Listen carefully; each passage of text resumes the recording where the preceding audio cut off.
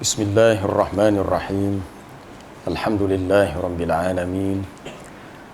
Wal 'aqibatu lil muttaqin wa la 'udwana illa 'alal zalimin. Wassalatu wassalamu ala Rasulillah wa ala alihi washabbihi ajma'in. Subhanaka la 'ilma lana illa ma 'allamtana innaka antal alimul hakim. Wa tub 'alaina innaka antat tawwabur rahim. Rabbi shrah li sadri wa yassir li amri wahlul 'uqdatam min lisani yafqahu qawli. Allahumma anfa'na bima 'allamtana wa 'allimna ma yanfa'una. Allahumma rzuqna 'ilma. Amma ba'd. Alhamdulillah kita dapat menyambung kembali sambungan untuk tajuk 2 minggu lepas. Minggu lepas kita terhenti, iaitu berhubung dengan apa dia minggu lepas sebenarnya, takalluf yang terakhir sebab ada kaitan tajuk ni dengan golongan ekstrim yang pernah muncul di awal zaman sahabat, iaitu golongan Khawarij.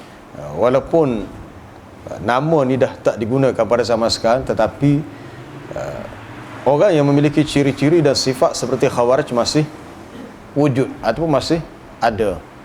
Mungkin di tempat kita, mungkin di tempat lain, dan kewujudan dia tu mungkin akan, wallahu alam, kekal sampai bila, wallahu alam. Tapi ciri-ciri yang disebut dalam sejarah itu masih ada. Minggu lepas kita telah masuk yang kedua selepas takalluf, iaitu menolak konsep taisir, memudahkan. Iaitu ketika Nabi SAW mengutus Mu'adz bin Jabal radhiyallahu anhu dan Abu Musa al-Ash'ari radhiyallahu anhu ke Yaman, maka pesanan baginda kepada kedua-duanya, yassira wa la tu'assira wa basyira wa la tunaffira wa tatawa'a wa la takhtalifa. Hendaklah kamu berdua permudahkan urusan agama, permudahkan, jangan disusah-susahkan, gembirakan, jangan menakutkan. Lebihkan perkhabaran yang menggembirakan, bukan yang menakutkan. Hendaklah saling bekerja sama dan jangan berbeza pendapat. Itu pesanan Nabi kepada dua sahabat ini. Imam Bukhari meriwayatkan hadis ni dalam sahihnya di bawah beberapa judul bab yang berbeza. Antaranya di bawah bab yang bertajuk pada menyatakan sabda Nabi, hendaklah kamu permudahkan, jangan kamu persusahkan. Kerana sesungguhnya baginda suka kan kepada memberi keringanan dan kemudahan untuk manusia. Disebabkan kejahilan golongan Khawarij tentang sunnah, nama nisbah pada zaman dahulu lah. Zaman sekarang ni ada nama lain. Yang masyhur yang digunakan sekarang ni, golongan ekstrim, adalah golongan Ahbash. Kalau tuan-tuan baca dalam majalah AI yang terkini bulan ni, ada satu perbahas tajuk khusus tentang kesesatan golongan Ahbash. Ada kawan saya cerita, satu ketika dia semaya di Masjid Gua Musang, bukan masjid baru, masjid lama. Masjid Gua Musang ada kubur dalam. Dia kata lepas semaya asar nak keluar tu, dia nampak ada 2-3 orang jemaah yang sembahyang dia menghadap sebelah timur. Kalau kita menghadap kanan, dia menghadap kanan. Rupa-rupanya itulah ciri golongan Ahbash. Dia akan buat benda-benda yang karut-marut, pelik dalam agama, memberikan pandangan dan fatwa yang berbeza daripada jumhur ulama. Salah satunya, solat dia membelakangi kiblat. Tak jumpa lagi. Kalau kita jumpa, ada lah. Hak takalluf tu hak biasa je. Ni hak peringkat yang agak luar biasa. Mungkin kita tak jumpa lagi, tapi ada dah orang jumpa. Maka mereka itu sangat pesimis terhadap sunnah. Pesimis lawan kepada sifat optimis, tidak yakin, menaruh sangkaan yang tidak baik terhadap sunnah-sunnah Nabi yang bersifat taisir, memudahkan. Lalu mereka pertikai dan menolaknya. Sebagaimana kata Al-Azraq Ibn Qais meriwayatkan, kita baca terjemahan terus. Katanya, kami sedang berada di tebing sungai Ahwaz di Iraq untuk memerangi puak Haruriyah. Haruriyah ni puak Khawarij. tiba-tiba seorang sahabat yang bernama Abu Barzah Al-Aslami datang menunggang kuda lalu bersolat. Berhenti letak kuda, solat di tepi itulah, tepi tebing sungai Ahwaz. Dan dia melepaskan tali kudanya. Tiba-tiba kuda itu meninggalkannya. Lantas beliau menghentikan solat. Berhentilah. Macam kita solat, tiba-tiba ada orang curi duit kita. Adakah kita nak teruskan solat atau nak ambak? Jadi Abu Barzah pergi kejar untanya, menghentikan solatnya. Kemudian datang semula untuk menunaikan solatnya. Lalu seorang lelaki Khawarij berkata, "Ya Allah, binasakanlah orang ini, dia telah meninggalkan solatnya kerana seekor kuda." Baik, apa jawab Abu Barzah? "Sesungguhnya aku dengar kata-kata kamu, semenjak Rasulullah sallallahu alaihi wasallam wafat, tiada seorang pun yang bercakap kasar denganku. Sesungguhnya aku pernah menyertai 6 hingga 8 peperangan bersama dengan Rasulullah sallallahu alaihi wasallam, dan aku telah menyaksikan pendekatan taisir, pendekatan yang bersifat memudahkan dalam agama, dalam ibadat. Sehingga aku lebih suka pulang bersama dengan binatang tungganganku daripada membiarkan ia kembali ke tempatnya sehingga akhirnya menyusahkanku. Sesungguhnya jarak rumahku jauh. Jika aku solat dan biarkan nescaya aku dapat kembali kepada keluargaku. Nescaya aku tidak akan kembali kepada keluargaku sampai waktu malam." Bukanlah bermakna bila seseorang itu berada dalam keadaan solat dan dia berdepan dengan suasana yang lebih berbahaya, boleh jadi hartanya dicuri, boleh jadi nyawa terancam, lalu dia meneruskan solatnya atas alasan dia sedang solat, maka dia boleh memutuskan solatnya. Bahkan terdapat dalam hadis Nabi, sesiapa yang solat tiba-tiba, mungkin ada binatang berbisa seperti akrab, kalau jengking, ada hayah, ada ular, dia boleh memukulnya walaupun dalam solatnya.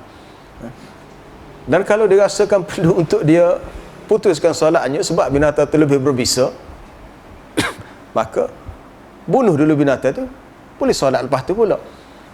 Dan tidak boleh dia ambil alasan dia nak teruskan solat, dia kata tak apalah, kena ketik kau binatang berbisa, mati-matilah, yang pentingnya aku boleh teruskan solat. Itu satu menolak konsep taisir. Agama bagi kepada kita sesuatu yang untuk memudahkan kita. Hadis ini jelas menunjukkan bahawa golongan Khawarij tidak menerima sifat kemudahan, iaitu bergerak dalam solat untuk tujuan yang mustahak. Boleh bergerak bagi tujuan yang ada keperluan. Meskipun kaedah itu menepati sunnah Nabi dan menepati konsep taisir yang menjadi dasar penting dalam ajaran Islam. Taisir yang bersifat memudahkan. Kalau tuan-tuan belajar fiqh, dalam banyak kitab-kitab furu', perbahasan fiqh ni banyak perkara-perkara yang sangat rumit dan lebih kepada ta'sir bukan taisir. Lebih menyusahkan bukan lebih memudahkan. Contohnya dalam bab tayammum. Dalam bab tayammum tidak ada arahan daripada Nabi kalau kita masuk waktu salat tiba-tiba tak ada air. Lebih lagi kalau kita musim kemarau ni, mungkin tempat kita kemarau kita pun masih ada air lagi. Tapi kalau negara Arab tak ada air, diharuskan bertayamum. Ada pandangan, sebahagian pandangan ulama fiqh mengatakan kena usaha cari air dulu. Carilah berapa kilo pun baru boleh. Tak jumpa juga baru boleh bertayamum. Sebenarnya tidak ada arahan itu daripada Nabi. Kalau seseorang itu meyakini betul tak ada air, maka dia boleh terus bertayamum untuk salat. Tidak ditaklifkan untuk dia berjalan berkilo-kilo cari air dulu. Tak perlu. Kalau dia berada dalam keadaan sudah sampai waktu salat dan tak ada air, dia boleh bertayamum. Sebab itu satu rukhsah. Kalau seseorang itu berdepan dalam keadaan air tak ada, ada air sikit, ada sebotol je air, cukup untuk minum. Adakah dia memilih untuk berwuduk dengan sebotol tu menyebabkan dia tak ada air untuk minum? Lepas tu dia dahaga, lepas tu dia solat dalam keadaan dia sakit kepala sebab badannya kekurangan air, maka dia boleh memilih untuk bertayamum. Air itu digunakan untuk minum. Air itu ada, tetapi air itu lebih mencukupi untuk minum. Kalau berwuduk tak ada dah air.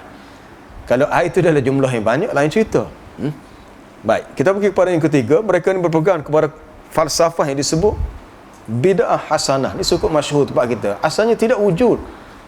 Ini salah faham yang berlaku apabila Al-Imam Syafi'i mengatakan al-bid'atu bid'atani, bid'ah itu ada dua. Bid'ah yang mahmudah dan bid'ah yang mazmumah.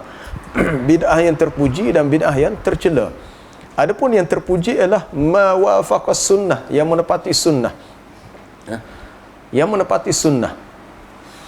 Adapun yang tercela adalah yang menyalahi sunnah. Maksud yang menepati sunnah yang baik ialah bukan dalam urusan ibadat, dalam urusan dunia yang memberi maslahah untuk kehidupan agama.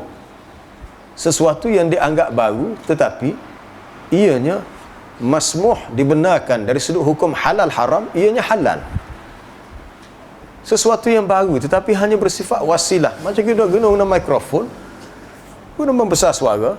Perkara ini adalah bid'ah dari sudut lugatan bahasanya sebab tidak wujud zaman Rasulullah sallallahu alaihi wasallam. Tetapi dibenarkan dari sudut syarak sebab perkara ini tidak haram. Itu sebenarnya dimaksudkan oleh Al-Imam Syafi'i. Tetapi ada orang yang menggunakan istilah ini dengan cara yang sangat longgar sehingga mereka berpegang kepada apa yang disebut apa sahaja yang baru dalam urusan ibadat kalau dianggap baik maka boleh digunakan. Itu satu pandangan, dan pandangan itu adalah pandangan yang lemah.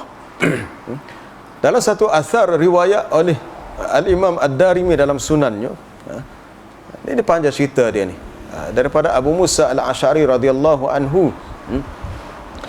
Apabila Abu Musa memberitahu Ibnu Mas'ud bahawasanya beliau melihat di masjid sekumpulan lelaki sedang duduk dalam halaqah bulatan zikir untuk bertakbir, bertahlil, bertasbih menggunakan biji-biji batu mengikut cara yang tidak pernah dilakukan oleh Nabi sallallahu alaihi wasallam. Peristiwa ini bukan berlaku di Madinah, berlaku di tempat lain. Berlaku di Kufah. Berlaku di Kufah. Dilihat oleh Abu Musa Al-Asy'ari dan diceritakan kepada dilihat oleh Ibnu Mas'ud. Abu Musa Al-Asy'ari menceritakan kepada Ibnu Mas'ud peristiwa yang berlaku. Ada beberapa lelaki sebelum masuk waktu subuh berada dalam halaqah, satu kumpulan, dua kumpulan, tiga kumpulan, masing-masing pegang biji batu. Sebenarnya berzikir itu tidak salah, bertakbir itu tidak salah, bertasbih itu tidak salah. Yang dimuskilkan oleh Abu Musa Al-Asy'ari tentang kaifiyat yang mereka buat. Adakah berzikir berhajat kepada buat halaqah? Perlu ada ketua seorang, orang yang kena ikut? Adakah perlu serentak atau masing-masing buat sendiri-sendiri? Jadi kaifiyat yang dibuat adalah sesuatu yang dianggap takalluf, sebagaimana yang dilihat oleh Abu Musa Al-Asy'ari. Lalu dia melaporkan kepada Ibn Mas'ud waktu ni waktu sebelum subuh. Mendengar perkara itu, Abdullah bin Mas'ud menuju ke masjid lalu menegur mereka dengan berkata, kamu hitunglah amalan buruk kamu itu lebih baik, maka aku jamin bahawa amalan baik kamu tidak akan hilang sedikit pun. Celakalah kamu wahai umat Nabi Muhammad sallallahu alaihi wasallam, alangkah cepatnya kebinasaan kamu kerana para sahabat Nabi masih ramai lagi, baju baginda pun masih belum hancur sebab Nabi masa ni baru sahaja meninggal. Untuk tempoh yang tidak berapa lama. Demi yang nyawaku di tangannya, adakah sesungguhnya kamu berada di atas agama yang lebih baik daripada agama Nabi Muhammad, atau kamu sebenarnya membuka pintu kesesatan? Jadi apabila Ibnu Mas'ud menegur mereka, lalu mereka menjawab, wallahi ya Aba Abdurrahman, demi Allah wahai Abu Abdurrahman, tujuan kami hanyalah untuk kebaikan. Ma aradna illa al-khair, tidaklah yang kami kehendaki kecuali kebaikan. Apa salahnya niat kami baik? Ini banyak orang kita yang buat sesuatu yang tidak disyariatkan dalam urusan ibadat. Apa salahnya? Tujuan kita baik. Tidak salah kalau tidak melibatkan urusan ibadat. Tapi kalau melibatkan urusan ibadat yang tidak disyariatkan tetapi dilihat oleh manusia baik, kita tidak boleh menentukan sama ada perkara itu baik ataupun tidak. Tapi kalau melibatkan urusan dunia, maka dipersilakan untuk kita lakukan apa yang kita lihat lebih baik. Kata mereka, tujuan kami tidak lain dan tidak bukan kecuali kebaikan. Lalu dijawab oleh Abdullah bin Mas'ud, kam min muridin lil khairi la yusibahu. Berapa ramai orang yang memang bertujuan baik tetapi tidak kena caranya. Cara tu tak kena. Niat baik tu baik tapi tak kena caranya. Maka kita menganggap sebenarnya yang ketiga ni ada kaitan dengan yang kedua. Dari sudut berpegang kepada falsafah bid'ah hasanah, dia ada kaitan dengan menolak konsep taisir. Konsep memudahkan maknanya perkara tu setakat tu saja, tidak ada lagi tokok tambah dan diubah suai. Demi Allah aku tak tahu, boleh jadi kebanyakan mereka itu adalah dari kalangan kamu. Untuk menjelaskan kata-kata Abdullah bin Mas'ud ini, Amr bin Salamah ni adalah seorang anak murid kepada Abdullah bin Mas'ud yang turut meriwayatkan asar. Asar ni riwayat-riwayat yang datang daripada sahabat. Lalu kata Amr bin Salamah, kami melihat semua lelaki yang berada dalam halaqah itu menyertai puak Khawarij lalu menyerang kami pada hari peperangan An-Nahrawan. Mereka menyertai golongan Khawarij. Asar ini menunjukkan bahawa amalan berzikir dalam halaqah beramai-ramai adalah amalan bid'ah yang telah dibuat oleh puak Khawarij yang memerangi para sahabat dalam peperangan An-Nahrawan. Manakala jawapan yang mereka berikan kepada Ibnu Mas'ud menunjukkan bahawa mereka membela amalan bid'ah mereka dengan alasan ia adalah perkara yang hasanah. Kita disuruh berzikir tapi kaifiyah, ini kena faham, kaifiyah. Apabila melibatkan ibadat khusus, kalau ada nas buat setakat yang nas, kalau tak ada maka dia terbuka umum. Soal apabila kita menetapkan dengan kaifiyah yang tertentu, macam kita baca Yasin pada Jumaat, tidak ada nas mengkhususkan baca Yasin pada Jumaat. Kita nak baca boleh, tetapi jangan dalam bentuk mentakhsiskan, mengkhususkan. Bukan niat untuk mengkhususkan. Nak baca sendiri pun boleh, nak baca ramai-ramai pun boleh. Tapi pastikan kita baca ramai-ramai, tak semestinya baca serentak. Kecuali dalam baca dalam bentuk ta'lim, untuk mengajar seorang guru, ajar yang lain ikut. Tapi dalam tujuan untuk beramah, masing-masing baca sendiri. Baik. Mereka cuba membalut kebatilan dengan kebenaran. Telah disebut sebelum ini bahawa puak Khawarij dikenali dengan beberapa gelaran seperti Al-Muhakkimah dan juga Asy-Syurah, yang menggambarkan seolah-olah mereka berada di atas kebenaran. Gelaran Al-Muhakkimah misalnya diberi kerana kerana slogan yang sering mereka lakukan ialah Inil hukmu illa lillah, tiada hukum melainkan bagi Allah. Kononnya mereka hanya berhukum dengan hukum Allah. Mereka mengatakan mereka mahu kepada hukum Allah. Begitu juga dengan gelaran Asy-Syurah, kerana mereka mendakwa kononnya mereka orang yang telah menjual diri mereka kepada Allah, sanggup berkorban nyawa kerananya. Sebagaimana dalam ayat Inna Allah ashtara minal mu'minina anfusahum wa amwalahum bi anna lahumul jannah yuqatiluna fi sabilillah, dalam surah At-Taubah. Maka tidak dinafikan bahawa gelaran yang mereka pakai itu mengandungi maksud yang baik, dari segi bahasanya baik.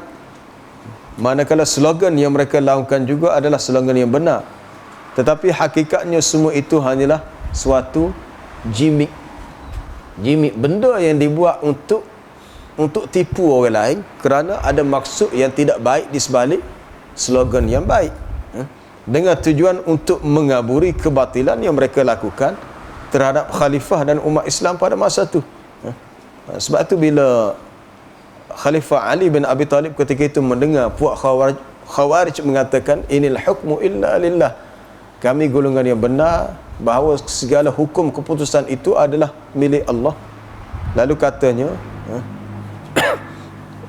kalimatu haqqin, perkataan yang benar, urida bihi batil, tetapi yang dia kehendaki dengannya adalah perkara yang batil, perkara yang jahat, perkara yang salah. Dia guna istilah yang betul, tapi dia mahukan perkara yang salah.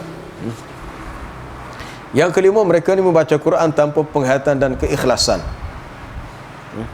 Adakah terdapat dalam kalangan kita yang begini? Boleh jadi. Kita tak puasa, kita kata kita ni ahli sunnah wal jamaah, tapi dari sudut sifat dan ciri-cirinya, bila tiba bab baca Quran tidak ada penghayatan, keikhlasan. Ada orang tak boleh tegur dia, bila tegur dia kata, oh tak apa lah, tak ada ikhlas, tak ada tu. Sebenarnya baca juga, tengok orang lain tak baca langsung. Kita dalam bab agama, kita jangan bandingkan dengan orang yang lebih rendah kedudukan, kena bandingkan dengan orang yang lebih tinggi kedudukan daripada kita. Apabila cara beragama kita tu kurang betul, maka kena betul dan berterima kasih kepada orang yang tegur. Tidak ada penghayatan, tidak ada keikhlasan. Nabi pernah bersabda, mereka ni membaca Quran dengan lunak tetapi tidak melepasi halqum mereka.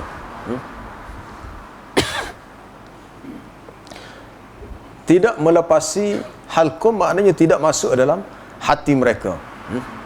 Jadi untuk menjelaskan maksud ini, Al-Imam An-Nawawi memetik kata-kata Qadhi Iyad bahawa ia membawa dua pengertian.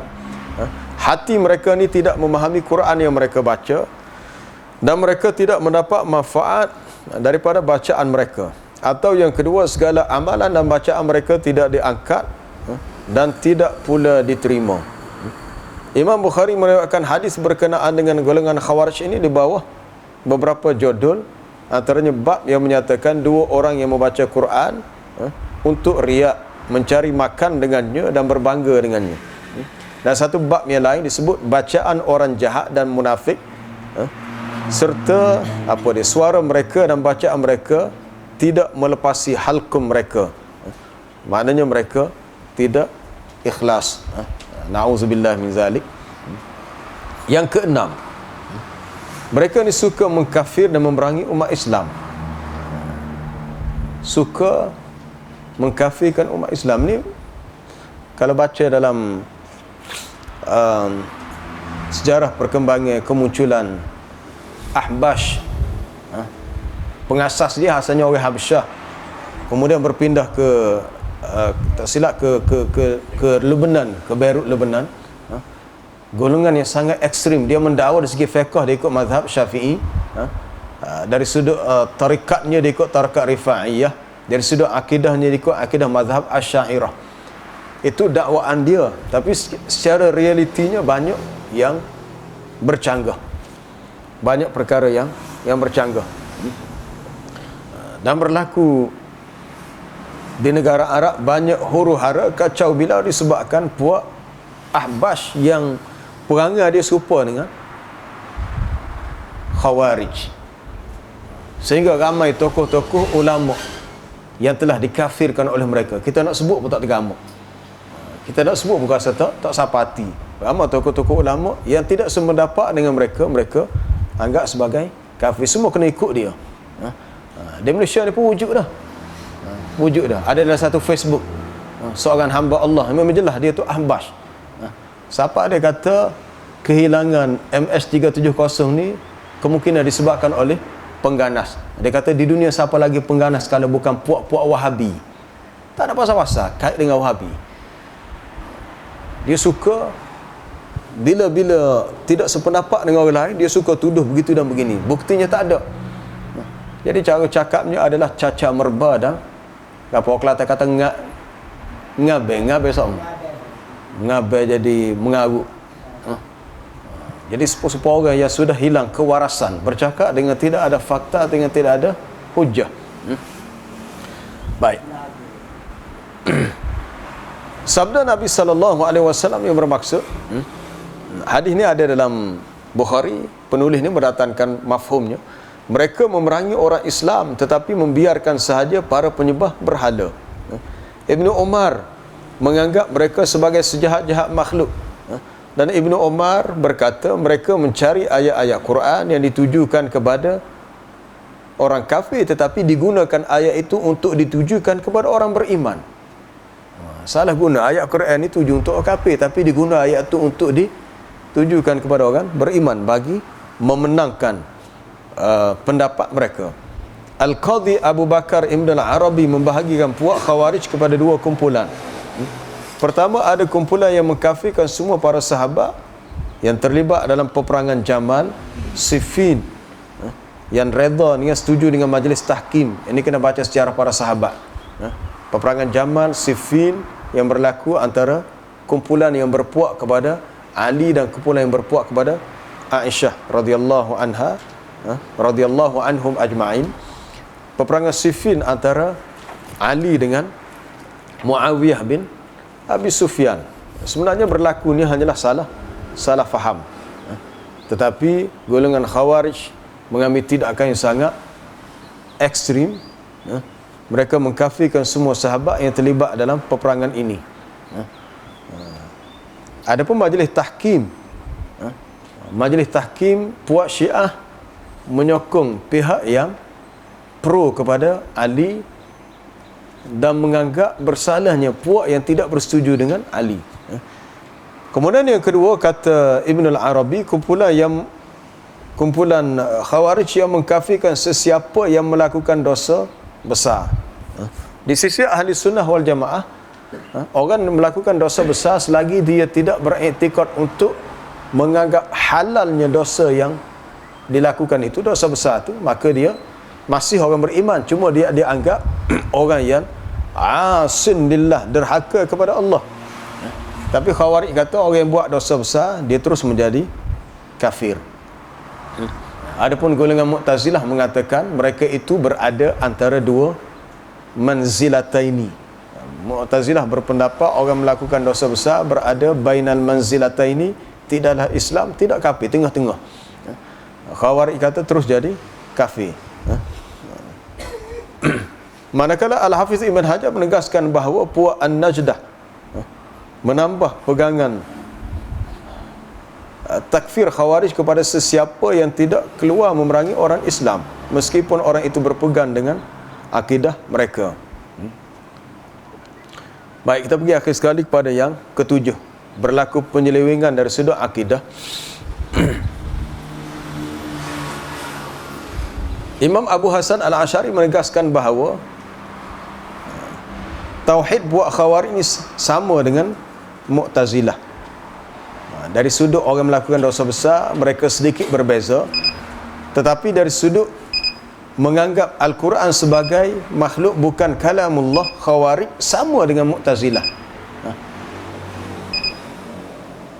Kemudian Imam Abu Hasan Al-Asy'ari menghuraikan pegangan tauhid Mu'tazilah yang banyak berkisar kepada konsep takwil, seperti mentakwilkan sifat istiwa bagi Allah, sifat maha tinggi Allah di atas sekalian makhluknya. Lalu mereka takwilkan dengan maksud istaula, yang menguasai, memerintahkan. Dan mereka berpegang kepada pandangan mengatakan Allah Ta'ala berada di mana-mana tempat. Maknanya dalam pegangan ini Mu'tazilah hampir sama dengan apa tadi, Khawarij, dan satu lagi Jahmiyah. Banyak tempat kita adalah Jahmiyah dengan Mu'tazilah apabila melibatkan perbahasan tentang sifat-sifat Allah, kerana menggunakan kaedah takwil yang terlalu luas. Takwilan tu dia ada syarat-syarat dia, ada tempat yang bolehkan, tetapi jarang sekali. Tapi manhaj as-salafus salih asalnya berpegang kepada kaedah hanya memahami makna bagi sifat Allah setakat yang difahami dari sudut bahasa, manakala kaifiat bagi sifat itu tafwid, diserahkan kepada Allah, sebab dia yang lebih tahu. Apabila Allah Ta'ala menyatakan sifatnya, maka kita kata itu adalah sifat yang sabit bagi Allah, tapi bukan sama dengan sifat makhluk. Tapi orang yang ada penyakit tashbih dalam hati, bila dengar satu sifat dia kata serupa dengan makhluk ni. Allah Ta'ala menceritakan sifat dia yang tidak sama dengan sifat makhluk, dan perlu difahami dalam konteks itu adalah sifat Allah yang hanya layak untuk dia. Golongan Jahmiyah dia menafikan. Mereka mengatakan Allah Ta'ala berada di mana-mana. Puak Khawarij juga mempunyai titik persepakatan dari sudut apa dia mengkafirkan Khalifah Uthman bin Affan dan Ali bin Abi Talib serta semua yang terlibat dalam peperangan Jamal, Siffin dan Majlis Tahkim, sebagaimana mereka juga sepakat berpegang kepada wajib melucutkan, memerangi dan membunuh pemimpin yang jahat, meskipun kejahatan itu hanya pada kacamata, pada pandangan mereka sahaja. Baik, kita nak habiskan hari ini untuk tajuk ni, kita baca sepitah lalu. Ada beberapa perkara lagi. Pendapat Khawarij yang bercanggah. Selain daripada ciri di atas, puak Khawarij juga berpegang kepada pelbagai pendapat yang menyalahi ahli sunnah wal jamaah. Antara yang dilihat sebagai salah dan bercanggah ialah segala perbuatan hamba katanya mengikut kehendak Allah Ta'ala semata-mata, seolah-olah hamba tidak ada ikhtiar, tidak ada usaha, tidak ada pilihan. Mereka menolak ijtihad dan berpegang kepada zahir Al-Quran. Mereka menolak taklif sebelum diutus Rasul ataupun sebelum disampaikan dakwah Rasul. Mereka menolak adanya taklif, menolak adanya azab kubur, harus tiada khalifah bagi umat Islam kerana mereka tidak perlu kepadanya. Kemudian keenam, mereka membunuh kanak-kanak dan wanita bagi pihak yang menyalahi mereka. Kalau tak setuju dengan dia, tak kira wanita ke kanak-kanak, semuanya dibunuh. Pembuat dosa besar adalah kafir dan kekal dalam neraka, kata mereka. Tidak sah berkahwin dengan orang yang tidak mengkafirkan Uthman dan Ali. Ini satu pandangan yang sangat kerah dan ekstrim. Semua orang yang menyalahi mereka adalah kafir dan musyrik. Orang yang tidak berhijrah kepada mereka adalah musyrik. Wajib menguji kesetiaan orang yang berhijrah kepada mereka dengan cara suruh orang itu bunuh tawanan. Jika tidak sanggup, dia kata bermakna orang itu munafik. Orang yang ditawan mesti dibunuh. Sampai begitu sekali dia punya kezalimannya. Anak-anak orang yang menyalahi mereka kekal dalam neraka. Menganggap negeri orang yang menyalahi mereka sebagai negeri kafir, menggugurkan hukuman rejam ke atas penzina, yakni penzina muhsan yang sudah beristeri, mengharuskan kekufuran para nabi alaihi wassalatu wassalam sebelum dan selepas mereka dilantik menjadi nabi. Maknanya semua pandangan dia adalah sesuatu yang sangat berat. Kalau bak adalah potong tangan pencuri, potong sampai ke bahu. Nabi ajar sampai sekat pergelangan tangan sampai ke bahu. Wajib solat dan puasa bagi wanita yang haid. Wajib qada solat ke atas perempuan yang haid sebagaimana qada puasa. Apa dia lagi? Mendakwa ayat 204 ni kena rujuk dalam surah Baqarah khusus untuk Ali. Apa dia lagi? Mendakwa ayat 207 surah Baqarah khusus untuk Abdul Rahman bin Muljim, orang yang telah membunuh Ali. Penyokong mereka tidak akan masuk neraka jahanam. Jika berdosa, mereka diazab dengan azab selain neraka jahanam. Sebahagian mereka menggugurkan hukum hudud bagi peminum arak, manakala sebahagian lain menggunakan hukuman yang berat. Melakukan dosa kecil secara berterusan adalah suatu perkara syirik bagi yang tidak menyokong mereka. Tetapi para penyokong mereka, bagi para penyokong mereka, ia tidak pula dianggap sebagai syirik. Gitu. Ada pilih kasih dari buat dosa. Kalau orang puak-puak dia, tak apa buat dosa. Orang lain tak boleh. Mengharuskan taqiyah ni sama dengan golongan Syiah. Harus melantik wanita sebagai khalifah agung. Harus berkahwin dengan anak perempuan daripada cucu lelaki, ini cicit. Harus berkahwin dengan cicit seorang, datuk berkahwin dengan cicitnya, ataupun anak perempuan, anak saudara lelaki. Sifat munafik itu hanya khusus bagi golongan yang disebut dalam Quran. Ada 27 dia punya ciri-ciri yang terdapat pada puak Khawarij yang bercanggah dengan ahli sunnah. Ini perlu kita tahu. Walaupun nama dia tak wujud sampai sekarang, tetapi orang yang memiliki sebahagian sifat ini ada pada zaman sekarang ini. Baik antara Ahbash dengan Khawarij. Ini sesuatu yang sangat kita takuti. Ketika pemimpin dia Abdullah Al-Harari Al-Habsyi ini meninggal tahun berapa? 1829 meninggal itu 28. Dalam website Yayasan Dakwah Islamiyah menganggap bahawa Abdullah Al-Harith inilah pejuang ahli sunnah yang sebenar.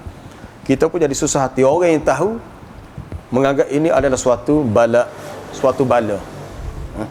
Ada pihak atasan yang menyokong mereka, yang bersetuju dengan tindakan ekstrim. Sekarang ni dia cuba mencari pengaruh orang-orang politik, golongan VIP sekarang. Sekarang ni pendekatan yang digunakan oleh puak yang lawan orang lain, dia cuba menggunakan pengaruh untuk menekan orang lain. Ini yang berlaku di negara-negara yang kuat dipengaruhi oleh Syiah contohnya. Dia nak kuasa politik supaya dia boleh tindas orang lain. Kemudian berlaku di beberapa tempat suasana yang sangat kita bimbang apabila dia sebenarnya asal daripada Habsyah. Dia meninggal tahun 2008, umur dia 95 dah. Dia ada kitab dia tulis ada, buku dia tulis ada. Tapi perlu disemak sejauh mana sahih atau tidak dengan manhaj ahli sunnah. Mereka ni berpusat di Lebanon. Di Lebanon. Ada satu buku dihasilkan, saya ada terbaca, ada tengok dijual di Syarikat Muda Osman. Mendedah, membongkar fitnah ke atas Ibnul Arabi As-Sufi. Bukan Abu Bakar Ibnul Arabi Al-Maliki, hal lain pula. Ada satu tokoh sufi yang dianggap sesat oleh ahli tasawuf yang lain, itu Ibnul Arabi As-Sufi, kerana terkenal dengan fikrah al-hulul dan wahdatul wujud. Hulul menganggap Tuhan tu bersatu dengan makhluk. Itu adalah fikrah Ibn Arabi As-Sufi. Tapi ada seorang penulis yang belajar di Lebanon yang pro kepada fahaman Ahbash, mengatakan bahawa tuduhan kepada Ibn Arabi itu satu fitnah. Satu fitnah. Padahal semua diketahui bahawa ia bukan fitnah, ia adalah perkara yang benar, tapi dia cuba menegakkan benar yang basah. Adalah beberapa orang yang sealiran dengannya menulis perkara yang hampir sama. Baik. Persamaan ini dilihat dalam beberapa aspek. Pertama, kemunculan puak Ahbash di Lebanon ketika negara itu berada dalam keadaan konflik perang saudara. Sama seperti ketika puak Khawarij muncul di zaman umat Islam berpecah belah atas beberapa isu yang berlaku. Yang kedua, mereka cuba mengaburi masyarakat dengan slogan dan gelaran yang indah, seperti mengatakan mereka adalah ahli sunnah wal jamaah bagi puak mereka, atau memberikan gelaran yang hebat. Kononnya pemimpin mereka ni adalah al-allamah, orang yang alim, al-muhaddis, seorang tokoh hadis yang diberikan kepada guru mereka Al-Harari, ataupun bagi tokoh mereka bernama Nizar Al-Halabi. Mereka juga mengaburi para pelajar Islam yang belajar di luar negara, seperti di Switzerland, dengan dakwaan kononnya mereka adalah wakil daripada Universiti Al-Azhar di Mesir. Sehingga kata Yusuf Qaradawi sendiri dalam Fatwa Mu'asarah jilid ketiga, dalam mukaddimah, dia menceritakan bahaya kemunculan puak Ahbash. Mereka itu telah menuduh aku kafir, kata Yusuf Qaradawi. Panah kan banyak Dr. Yusuf Qaradawi, dan ramai lagi tokoh ulama lain, Mutawalli Sya'rawi di Mesir, almarhum Syekh Said Ramadan Al-Buti, Said Sabiq, hatta hingga kepada Said Qutub sendiri. Tuhmahan yang diberikan oleh Ahbash sangat dahsyat, sangat berat.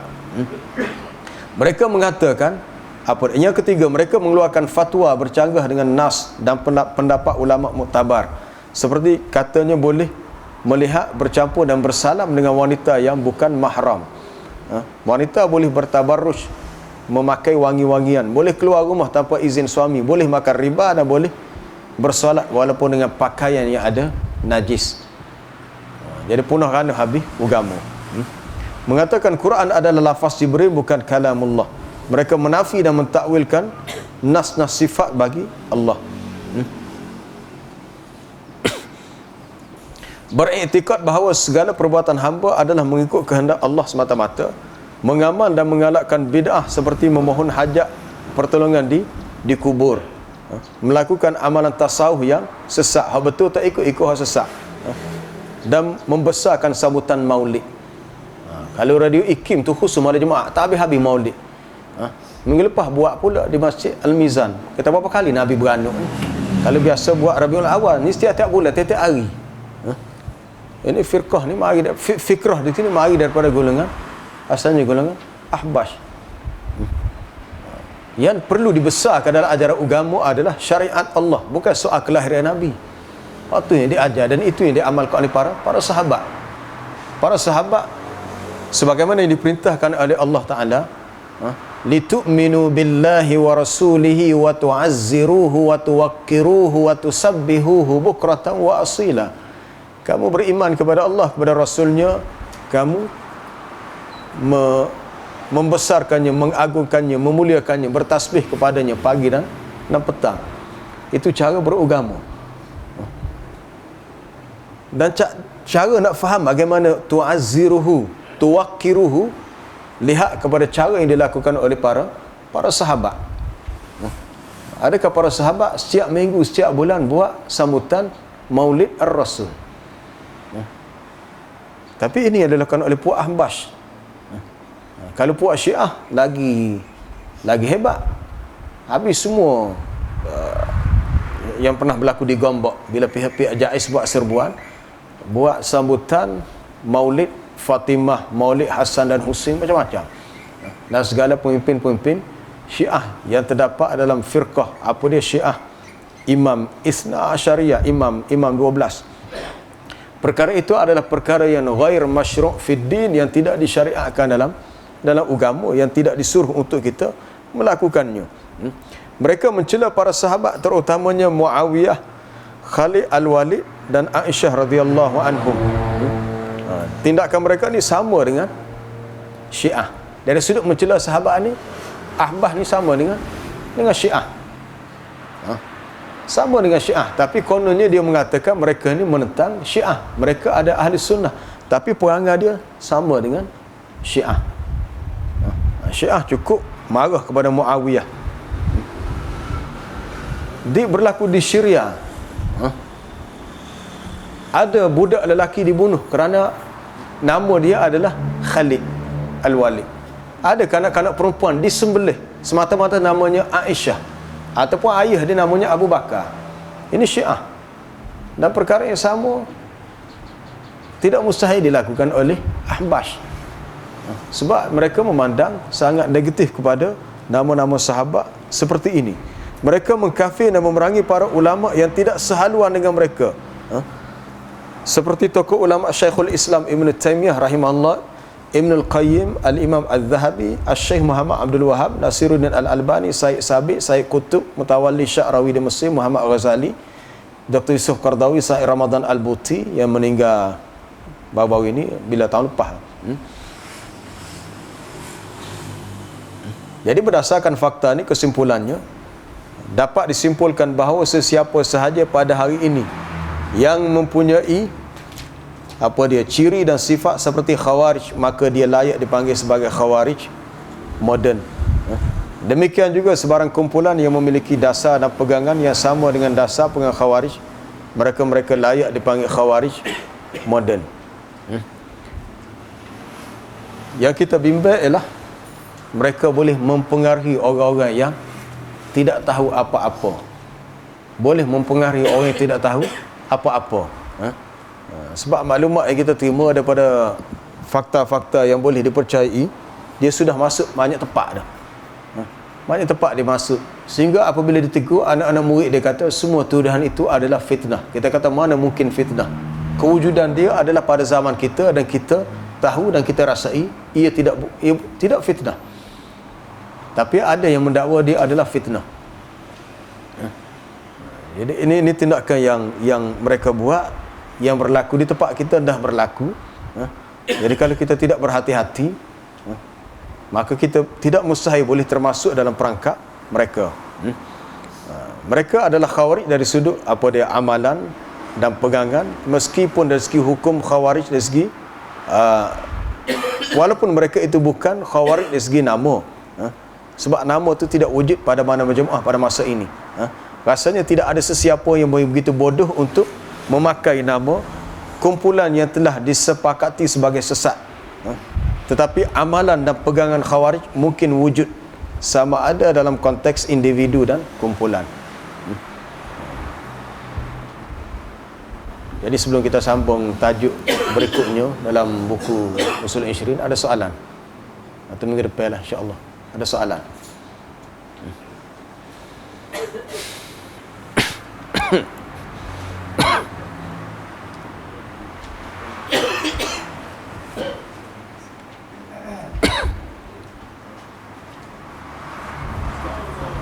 Ya.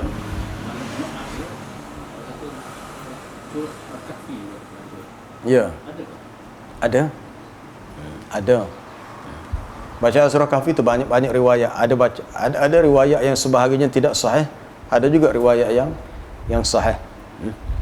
Ada dalam riwayat Al-Hakim fil Musnad, ada dalam Sunan Kubra Baihaqi pun ada. Cuma beberapa riwayat yang menisbahkan kelebihan baca surah Al-Kahfi pada malam Jumaat, ada yang tidak sahih dan ada juga yang sahih. Tapi itulah yang sabitnya. Untuk baca surah Kahfi itu ada. Tapi cuma cara mana kita nak baca tu, maka tidak terikat dengan kaifiat yang khusus. Itu kena faham tu, bukan kaifiat yang khusus. Sebab kita baca untuk beramal. Tapi kalau kita baca niat untuk ta'lim, untuk ta'allum, mengajar dan belajar, maka boleh kita belajar, kita baca sekali-sekala. Mungkin ada seorang ketua guru Quran baca malam ni 2 muka surat untuk surah Kahfi, maka yang lain-lain ikut. Bacaan yang betulnya begini dari segi sebutan hurufnya, makhrajnya. Kemudian mungkin minggu depan pula sama muka surat yang berikutnya. Tapi soal kita nak baca sendiri-sendiri itu terpulang kepada kita lah. Terpulang kepada kita. Ada soalan lain?